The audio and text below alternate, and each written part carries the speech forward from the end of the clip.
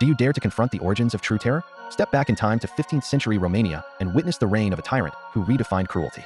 This isn't just history, it's a deep dive into the mind of a monstrous ruler whose actions shaped a nation's fear. Are you ready to face Vlad the Impaler?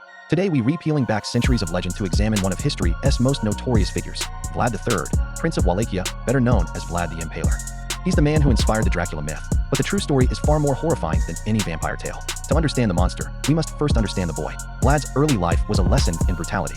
As a young prince, he and his brother were handed over as political hostages to the Ottoman Empire.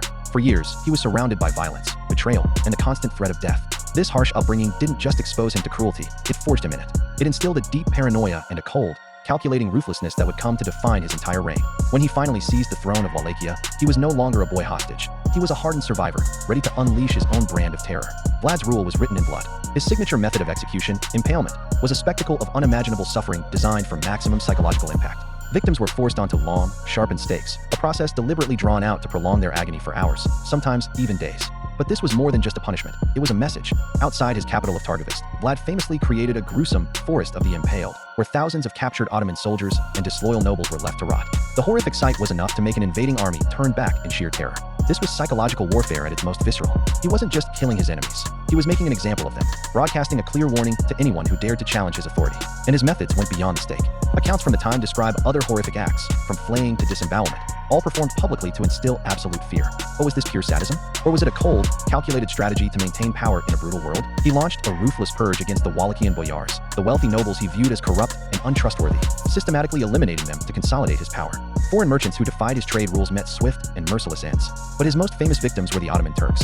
His brutal campaigns against the invading empire became the stuff of legend, painting him as both a monster and a national hero.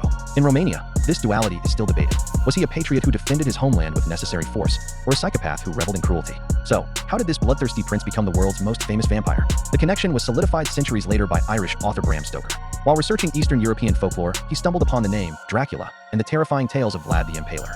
He borrowed the name and the dark reputation, transforming the historical tyrant into the supernatural Count Dracula. Stoker's novel masterfully blended the gruesome reality of Vlad's reign with the chilling lore of vampirism, creating a myth that has captivated audiences ever since.